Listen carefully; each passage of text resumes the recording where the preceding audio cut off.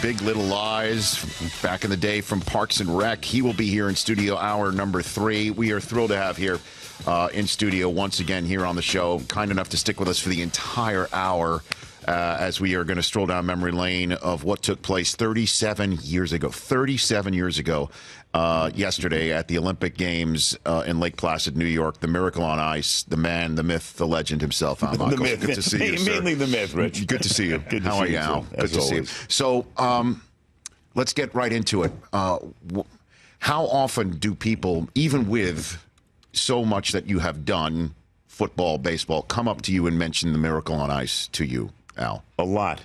And it's great because they're normally glowing. And I get a lot of enjoyment when a father who was alive at the time and remembers it comes up with his son or his daughter.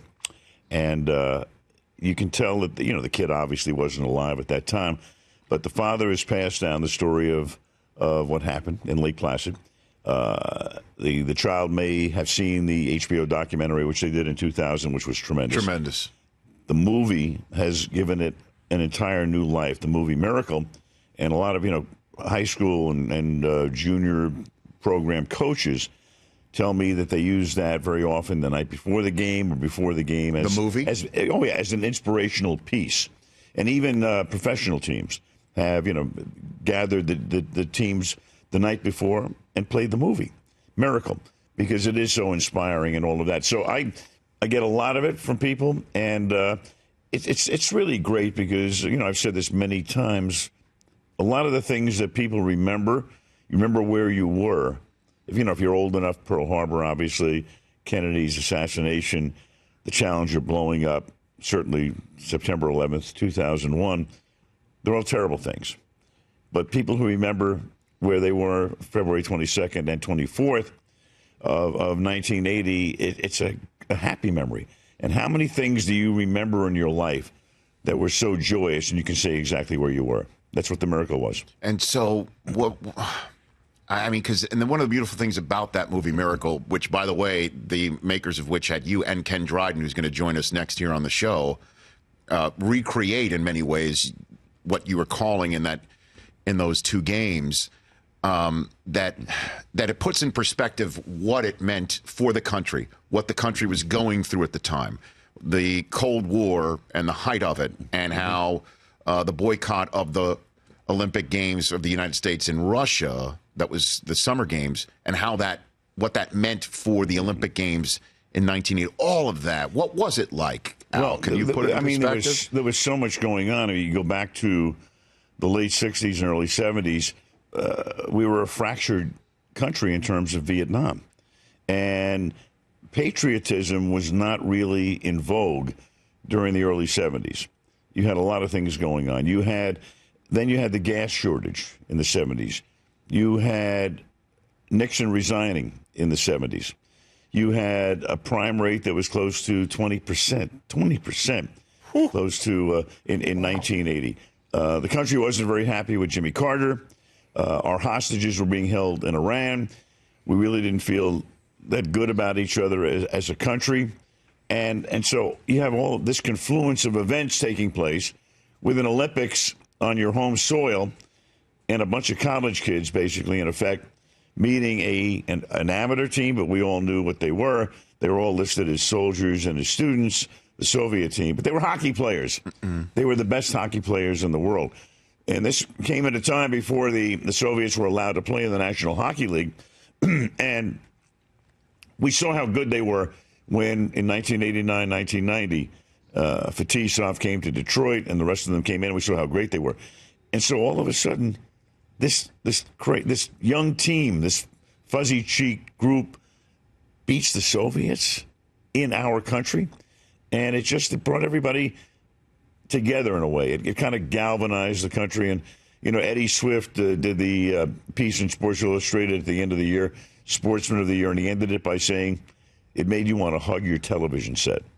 which is a great way to put it. And of course, the one, I guess, who personified in a way that patriotism by draping the flag over his shoulders and his dad being in the crowd. Jim Craig's going to join us at the bottom of this hour. I've got Al Michaels here on the Rich Eisen Show. And yet how did you get tapped for this gig, Al? Well, I got tapped for the gig because when I joined ABC Sports full-time in 1977, I was the new kid on the block.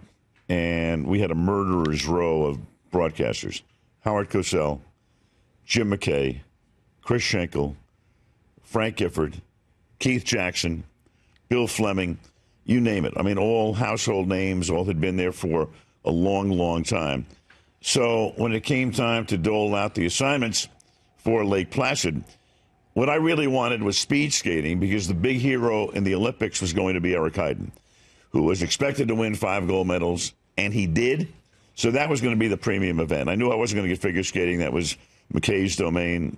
I knew I probably wouldn't get alpine skiing because Frank Gifford and Bob Beatty always did that, and they enjoyed the après-ski scene. And Roone Arledge, being Frank's great friend, made sure he got that. So I wanted speed skating, but if I couldn't get speed skating, keep me inside. I don't want to do biathlon. And so they had a meeting in New York among the executives a few months before, and somebody said, Michaels has done a hockey game. So I had done one. And nobody else on the staff had done any. So I won the game 1-0 to nothing. And that's how I got to the hockey. You shut him out. You shut him out. He shut everybody out. 1-0 in triple overtime. Right. And then obviously the event itself. What was that day like? Going against the Russians, at this team that had been smoked by the USSR in Madison Square Garden, just about a month before? No, less than that, about 2 weeks before. On the Saturday before the Olympics opened up, the Olympics opened up on a Tuesday night. We tied Sweden Tuesday. So 72 hours prior, the Soviets had beaten the U.S. team 10-3 at the Garden. I mean, 10-3 doesn't really tell the story of the game. It looked like 20-0. I mean, that's how dominant the Soviets were. So remember that day, it was exciting because the U.S. had done extremely well in the preliminary round. 4 wins, no losses, 1 tie. To set up this game on a Friday afternoon at 5 o'clock. And I remember Kenny and I, and we'll have him on the phone here shortly, I remember we were staying at the Lake Placid Hilton. The arena was 5 or 6 blocks away. We're walking over there 1:45.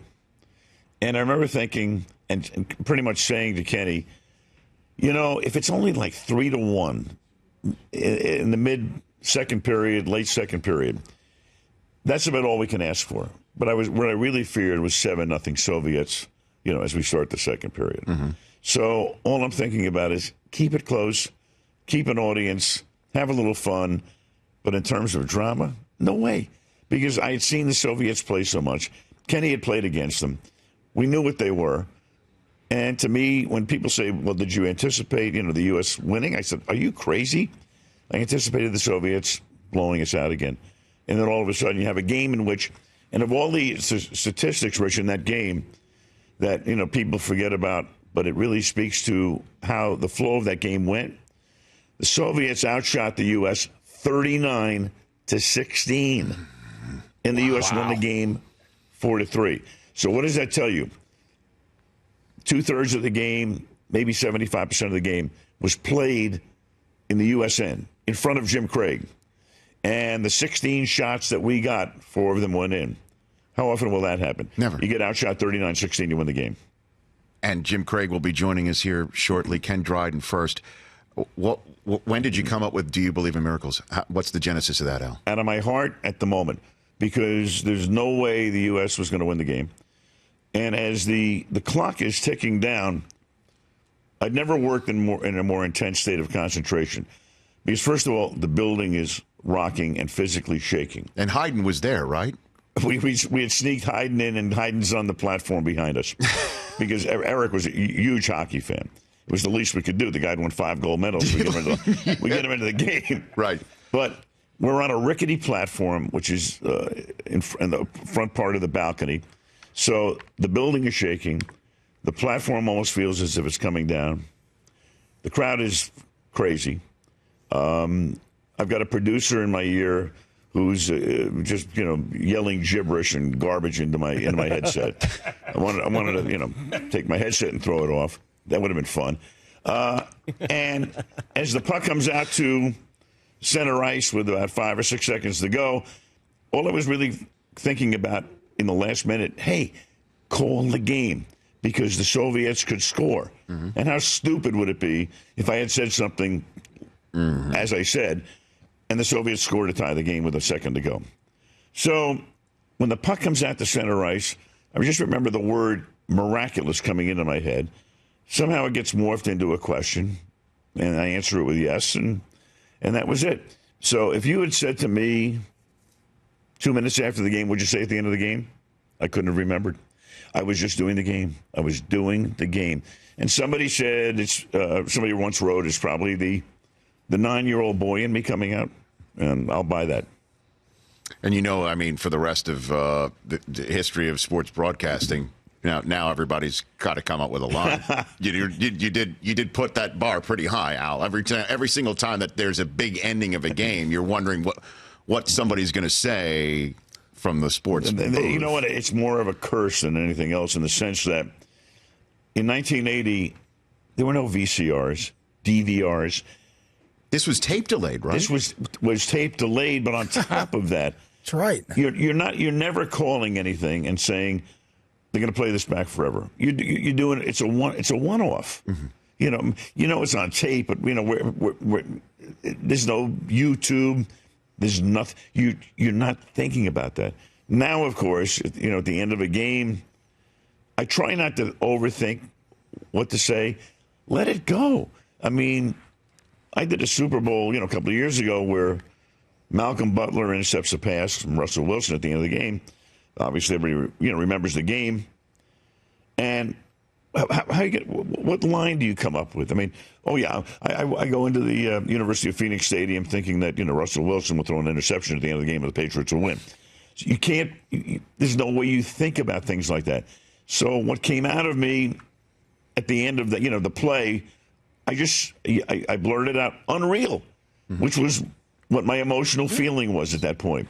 So you can't think of something to say beforehand because otherwise it'll sound scripted and not dynamic. When was the last time you saw or spoke to Ken Dryden, who's joining us shortly? Actually, a couple of weeks ago at the NHL All-Star Game. He was one of the 100 players. He came out here, and we had we were down in the underneath the stands at Staples Center. And we spent a half an hour laughing and carrying on. Talking about what's on the screen right now, you in those blue sweaters that you wore with back in the day in 1980. What a look. The collar out. You're a collar out guy. Mm-hmm. And you had the fro going on, too, Al, right? I had the fro. I had everything going on. Look at that. Al, you're a big Kings fan, and we always think of this from the American angle. A lot of Russian hockey players have succeeded in the league. Have you ever spoken with any of them, Ovechkin, Bure, Fedorov, anyone from their side of this? In fact, I had the great honor and opportunity at the Sochi Olympics 3 years ago, almost 3 years ago to the day. And Vladislav Tretiak, the great goalie, who was pulled at the end of the first period, and they brought in Mishkin, and that's how we wound up winning the game in effect. So Tretiak was, in fact, he lit the cauldron that night on the opening ceremony in Sochi. And I said, is there any way we can get him into the studio? And we did. And he came in, and we had an interpreter, but he spoke English well enough so that I was able to talk to him about that. And I'll never forget him saying that the American hockey is, these guys created it, and everybody playing hockey in this country right now owes a tremendous debt to that team. And I said to him, you guys won, constantly. You weren't in a position where you really ever lost anything that was serious or big. And what was it that you guys are thinking as you're waiting on the blue line for the ceremonial handshake at the end of the game, and the U.S. team, and they're going so wild that nobody's even standing up. They're all falling over each other on the ice. And Tretiak said, they looked like the happiest people in the world. We wished we were them. I thought that was great. And then the other thing I got to do when Tretiak came into the studio in Sochi, by chance, Dan Patrick was doing a show simultaneous with ours, and Jonathan Quick, the Kings goalie, was in the building, and he was going to go on Dan's show, and Jonathan had won the Stanley Cup 2 years prior, and I ran into Quick, and I said, would you like to meet Vladislav Tretiak? And his eyes got wide. He goes, of course. And I almost felt in a way, I think I wrote this in the book, it was almost like introducing Derek Jeter to Babe Ruth. It was a lot of fun. Al Michaels here in studio. I thought you were going to say Tretiak said he did not believe in miracles when it came down to it. Yet. In debacles. Yet. Well, let's take a quick break because Ken Dryden's going to be here next with Al Michaels as we stroll down memory lane of the Miracle on Ice with Jim Craig behind him right here on the Rich Eisen Show. All right, Ken Dryden is on hold. Chris Law's white glove treating him right now. Oh, yeah. There we go. When was the last time you spoke to Jim Craig? When was that last time? About 4 months ago, maybe. Okay. On the phone. And Ruzioni, you speak to him. I had dinner with Ruzioni when we did Seattle, New England in November. Oh. I had dinner with him. When you did that Sunday night game? Mm-hmm. I stayed before I went to Charlotte. I saw you in Charlotte. Yeah. And right. I had dinner with Mike on Monday, when I stayed in Boston. So. It's just, and again, it's just a different time. And I think that part, that helps the lore grow in a way and get bigger because now that we see, Olympic athletes are professionals and they all have their shoe contracts, and it's just a different time. The yellowing paper, if you will, in the scrapbook just gets more golden with each passing day, if you think about it. It does. It does. As long as we don't waste away in Out to Cockerville, right? That, by the way, was that Jimmy Buffett's original working title? Wasting away in Out to Cockerville. I think it works. Yeah, it does. Exactly. I think it works with the syllable front right there. Wasting away and out again.